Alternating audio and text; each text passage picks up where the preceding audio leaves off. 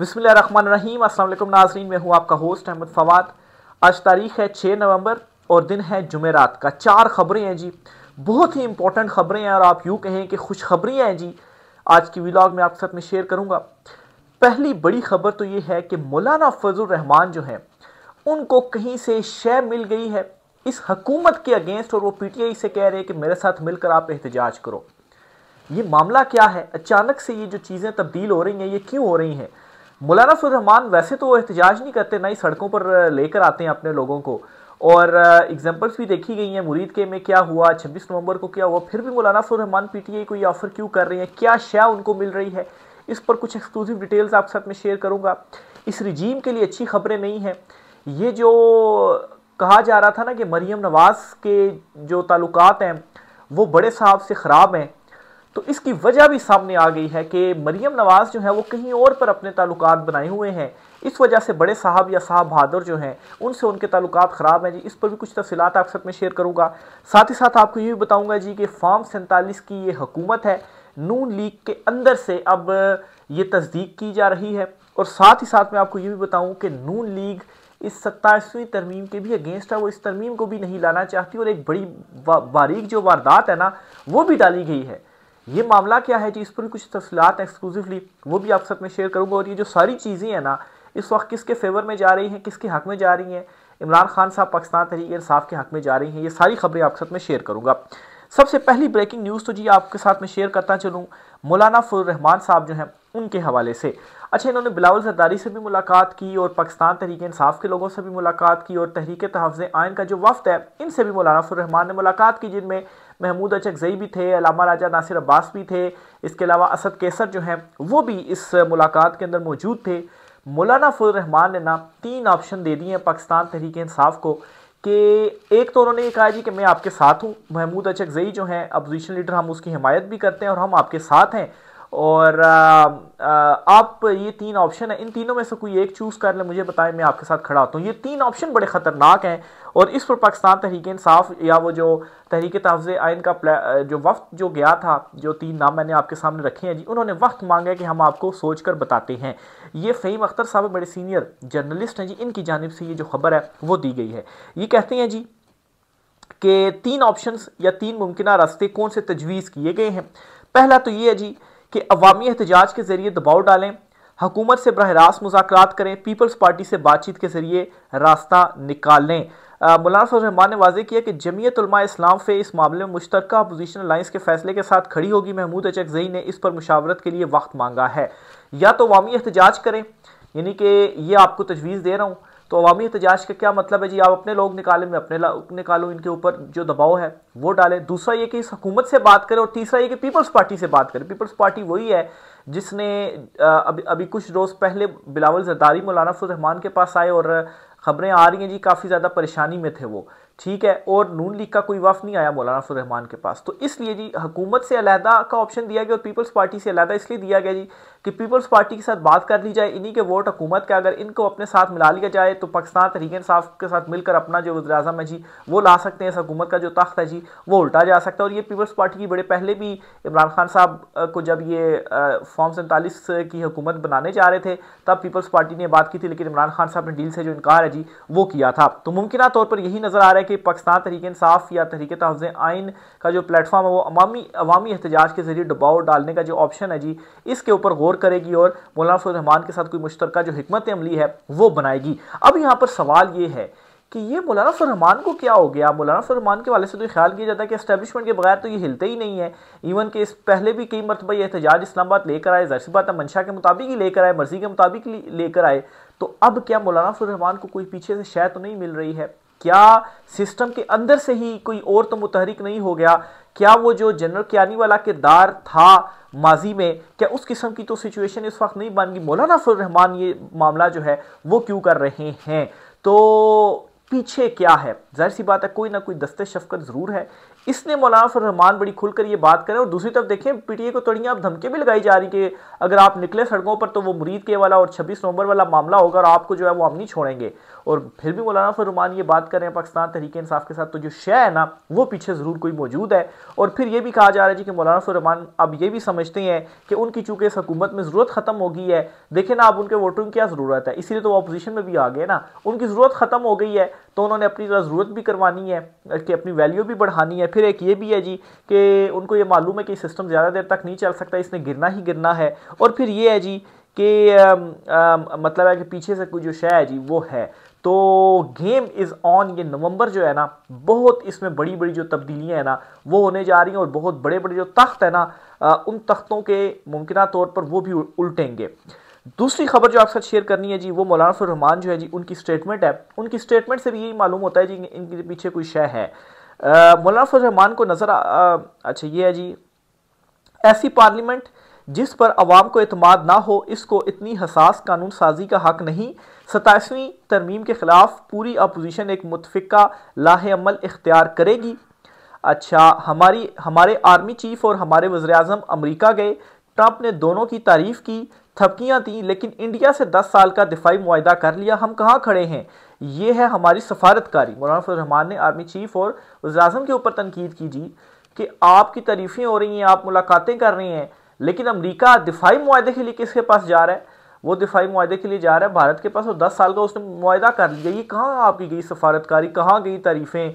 और बार बार ट्रंप भी कह रहा था जी कि 10 ब्यूटीफुल जो प्लेन्स हैं जी वो मार गिराए हैं, तो मार गिराए हैं तो तब भी हम ये बात कर रहे थे वो बुनियादी तौर पर भारत के ऊपर जो प्रेशर है वो पाकिस्तान का नाम ले लेकर भारत को जो है वो चिढ़ा रहा है कि हम अपनी मर्जी के वहाँ से जो नतायज हैं जी उनके साथ जो भी हमारी बातचीत हो उसमें हम उनके ऊपर दबाव डाल सकें या अहेड उनसे हों, और इस वजह से ट्रंप जो है वो ये कर रहा है। तो मौलाना फजल रहमान ने ये जो स्टेटमेंट्स हैं जी वो दाखी हैं। इसके साथ ही जी जो मरियम नवाज के मामलात बड़े साहब या साहब बहादुर से गड़बड़ वाली जो कुछ खबरें सामने आई हैं जी, इस पर कई जो सहाफ़ी हैं जी उन्होंने ये जो मामला है इनडायरेक्टली अपनी ट्वीट्स के अंदर या कहीं ना कहीं जो बात है इस हवाले से की है। मैं उसको रिपीट नहीं करूँगा किस किस ने कहा, क्योंकि काफ़ी टाइम से ये चीज़ें चल रही हैं। बहरहाल अब नई खबर ये है कि मरियम नवाज के असल में जो लाइन है ना वो किसी और के साथ सेट है, इस वजह से जो मौजूदा साहब बहादुर हैं जी उनके साथ जो फासले हैं वो बढ़ गए। कैसे जी, अब ये शहजाद अकबर साहब हैं जी उन्होंने ये खबर दी है और वो कहते हैं जी कि मरियम नवाज का जो एडवाइज़र है ना जी वो कोई और जनरल है। कौन सा जनरल है जी? वैसे शहजाद अकबर ने इंकशाफ किया कि जनरल रिटायर्ड नदीम अंजुम मरियम नवाज को अमूर हुकूमत और एस्टेब्लिशमेंट से डील करना सिखा रहे हैं। मरियम को कहा कि पॉपुलर की बजाय रूथलेस बनो कि लोग आपसे खौफ खाएं, मकबूलियत कुछ नहीं। तो एडवाइज़र जो है वो कोई और है। और ये जो जनरल रिटायर्ड नदीम अंजुम है इनके हवाले से ये भी एक चीज़ सामने आई थी कि जब ये रिटायर हुए तो मरियम नवाज़ ने कोशिश की कि इनको कहीं सफ़ीर लगा लिया जाए या कोई ओहदा जो है वो इनको दे दिया जाए, और सिफारिश भी की गई, लेकिन शहबाज शरीफ जो थे वो शायद इनके ऊपर नहीं माने और उन्होंने जो है वो कोई जो ओहदा था वो नहीं दिया। तो इस पर भी जो मरियम नवाज़ थी वो खासी जो है वो उस वक्त भी जो आप कहें कि नाराज़गी जो है वो वहाँ से असल में शुरू हुई थी। और फिर उसके बाद में देखें जी कि असल में जो एडवाइजरी है या जो गाइडलाइंस है जी वो वहाँ से आ रही हैं। ये दावा है जी शहजाद अकबर साहब का। अगली खबर जी फार्म 47 की हुकूमत इनका मज़ीद भांडा खुल गया है। जावेद अब्बासी साहब हैं जी मुस्लिम लीग नून के ये रहनुमा हैं जी, इन्होंने एक टीवी चैनल शो में ये जो इंकशाफ है वो किया। इंकशाफ तो खैर नहीं, ये तो हकीकत है जो कि सबके सामने आया हो चुकी है, लेकिन अब नून लीग के अंदर से जो गवाहियाँ हैं जी वो आ रही हैं। जावेद अब्बासी साहब क्या कहते हैं? कहते हैं जी कि जनरल बाजवा को एक्सटेंशन देने से पहले एस्टेब्लिशमेंट के साथ हमारी ओपनिंग हो चुकी थी। एक्सटेंशन कबूल होने के बाद अदम एतमाद हुआ, हमें PDM की हुकूमत दी गई। इसके बाद इलेक्शन हुए और इलेक्शन में जीता कोई लेकिन फार्म 47 में किसी और को जितवा दिया गया, PTI ने हमें हरा दिया था। तो पहले ये कहते हैं जी कि जो हमने एक्सटेंशन में वोट दिया उसके बदले में हमारी कबूलियत हुई, और फिर उसके बाद अदम एतमाद आई PDM के प्लेटफॉर्म से जी, और इसके पीछे साबिक आर्मी चीफ जनरल बाजवा थे। और दूसरे नंबर पर जी वो ये कह रहे हैं कि जब इलेक्शन हुए तो इसमें भी जीता कोई और था और फार्म 47 की फिर हुकूमत बना दी गई और पाकिस्तान तहरीक इंसाफ ने हमें हराया, यानी कि पाकिस्तान तहरीक इंसाफ जीती और उनके मैंडेट के ऊपर डाका मारा गया और फॉर्म 47 की जो मौजूदा हुकूमत है ये बनाई गई। तो नून लीग के अंदर से ये जो गवाहियाँ हैं जी वो अब आना शुरू हो चुकी हैं। इसहाक डार साहब जी, इनके हवाले से आपको खबर देता चलूँ जी कि एक बड़ी गेम जो है वो डाल दी गई है और असल में नून लीग भी बड़े इनके जो हल्के हैं ना, मतलब डिवीज़न तो है ना, ये भी नहीं चाहते 27वीं तरमीम को लाना, और एक क्या कार्रवाई डाली गई है। और ये जो 27वीं तरमीम है ना, ये इतनी आसानी से पास होने वाली नहीं है। वैसे तो जो नंबर गेम है ना, नंबर गेम तो पूरी है, लेकिन अभी मामलात आपस में बहुत ज़्यादा गड़बड़ है। मतलब है कि इस मरतबा ये नहीं होगा कि पीटीआई के लोगों को आपने तोड़ के तो वोट डलवाने हैं, जो पीटीआई के साथ हुआ। इस मरतबा आपसी जो एक चपकलिश है ना वो अरूज पर पहुंची हुई है, और नून लीग ही अंदर से ये नहीं चाहती कि जो तरमीम है वो आए। लेकिन खैर शहबाज शरीफ तो मुकम्मल तौर पर सरेंडर किए हुए हैं जी, कि जिस तरह से वो कहेंगे, जो वादे उन्होंने किए हुए वो उसी तरीके से करेंगे। तो बहरहाल जी इसहाक डार के हवाले से ये शहबाज गिल साहब हैं जी, इन्होंने ये बड़ी इंपॉर्टेंट जो खबर है ये शेयर की है जी, मैं आपके साथ शेयर करता हूँ जी। इसहाक डार ने ऐसी कार्रवाई डाली है कि फील्ड मार्शल के कैंप में थरथली मच गई है। इसहाक डार ने बारीक वार डाल रही है। नून लीग को पता है इनका सियासी जनाजा पढ़ने वाला कोई नहीं होगा। महमूद अचकज़ई ने इनको ऑफ़र की है कि आए इमरान खान के पास चलते हैं और मिलकर जो मुकाबला है वो करते हैं, लेकिन ये कभी भी बंदे के पुत्र नहीं बनेंगे। ये इधर अपने लालच के साथ लगे हुए हैं। ये वो बंदर हैं जिसने कज्जे के अंदर हाथ डालकर मुट्ठी बंद कर ली है, क्योंकि ये सामान नहीं छोड़ना चाहते, और इस बंदर की सब की जो छित्रोल है वो होनी है। यानी कि वो एक होता है ना, कोई जो घड़ा, जिस तरह से आप कह रहे हैं छोटा घड़ा होता है, उसमें आप ऐसे करके हाथ डाल सकते हैं, लेकिन जब आप मुट्ठी बंद कर लेना तो फिर वो निकाल नहीं सकते, मुट्ठी खोलनी पड़ती है। तो एग्जांपल बेसिकली शहबाज गिल साहब ये देना चाह रहे हैं जी कि अंदर घड़े के जो है वो सामान है, सामान पकड़ा हुआ है, तो अगर ये उसको छोड़ते हैं तो सामान जाएगा लेकिन हाथ निकल आएगा, लेकिन ये सामान छोड़ना नहीं चाहते और इसलिए जो हाथ है ना जी वो भी नहीं निकल रहा। तो अब ये जो सारी कहानी है ना, मैं आपको समझाता हूँ कि ये जो शहबाज गिल साहब ने ये कहा भी और सारा मामला क्या हुआ है। हुआ ये है जी कि इसहाक डार की जानिब से जी जो कल सारी एक तकरीर वगैरह भी की गई, जिसमें बड़ा कहा गया जी कि नून लीग ये तरमीम लेकर आना चाहती है, लेकिन आखिर में जाते उन्होंने कार्रवाई डाल दी है जी कि ये मामला हमने कमेटी के सपुर्द कर दिया है।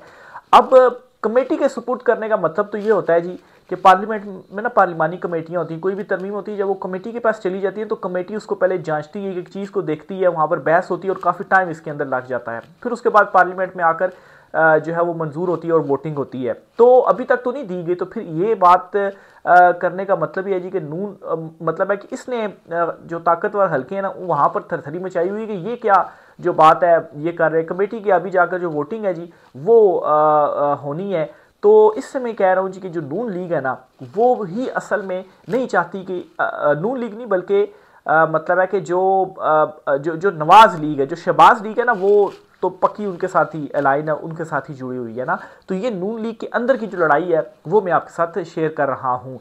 तो ये इस वक्त इनके जो मामलात हैं जी वो चल रहे हैं। ऊपर से अब आप मौलाना फजल रहमान जो हैं उनकी स्टेटमेंट्स देख लें, पीटीआई को ऑफ़र करना देख लें, मरियम नवाज़ के हवाले से जो आपके साथ शहजाद अकबर की खबर मैंने शेयर की, और ये वाली जो खबर है जी, अब इन सारी चीज़ों को अगर आप मिलाएं तो साफ इससे मालूम होता है जी कि ये जो रजीम है ना ये आपस में इस वक्त लड़ चुकी है, और इस रजीम के अंदर से ही कोई उठ चुका है जी इस रजीम के खात्मे के लिए, और कोई ना कोई जो शय है जी वो मौलाना फजल रहमान को भी दी जा रही है, और दूसरी तरफ मरियम और जो शहबाज ग्रुप है या नवाज और शहबाज ग्रुप है जी वो भी आपस में आमने सामने आ गए हैं। तो ये तरमीम इतनी आसान नहीं होगी। आज भी देखें सेशन है, बहस वगैरह चल रही है, पीपल्स पार्टी भी सोच विचार वगैरह कर रही है, और ये आसान इस वजह से भी नहीं है कि इन दोनों जमातों को ये मालूम है कि अगर ये तरमीम हो जाती है ना तो फिर हमारा सियासी जनाजा पढ़ने वाला भी जो है वो कोई नहीं होगा, हमें तो किसी ने पूछना भी नहीं है। और अगर फ़र्ज़ करेंगे इमरान खान साहब के साथ जो कुछ हो रहा है ना, तो अगर इमरान खान साहब के साथ तो पूरी कौम खड़ी हो गई है, वो मकबूल हैं।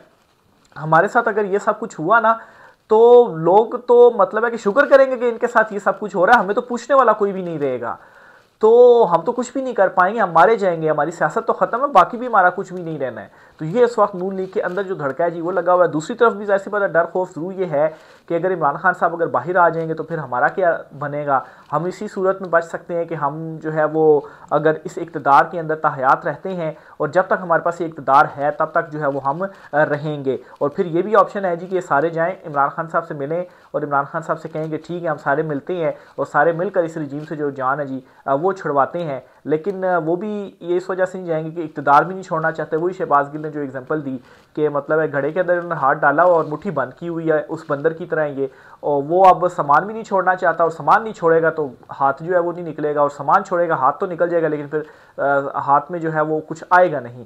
तो ये चाहते हैं जी कि हाथ भी हमारा निकल जाए और सामान जो है वो भी हमारे हाथ में रहे, तो ऐसा होने नहीं वाला। तो ये जी कुछ इंपॉर्टेंट डिटेल्स थी। मैं देख लूँ कुछ और भी अगर रहता तो आपसे जो मैं शेयर करता चलूँ जी। ये सदीक जान साहब का भी एक छोटा सा तजिया आपसे शेयर करता है। जो मौलाना फजल रहमान को नज़र आ गया है तहरीक तहफ़्ज़ुज़ आईन पाकिस्तान बहुत ताकतवर सियासी फोरम बन चुका है, जो भी इस प्लेटफॉर्म से सियासत करेगा सिर्फ इसकी सियासत ज़िंदा रहेगी। तो ज़ाहिर सी बात है मौलाना फजल रहमान को कुछ मिल भी नहीं रहा, उनकी वक़्त भी ख़त्म हो गई है, तो इस वजह से वो इस तरफ भी इसीलिए आना चाह रहे हैं जी कि उनके हिस्से में भी जो चीज़ें हैं वो आएँ। राय के साथ कीजिएगा। आज की वीडियो से इतना ही, इजाज़त दीजिए, अल्लाह हाफ़िज़।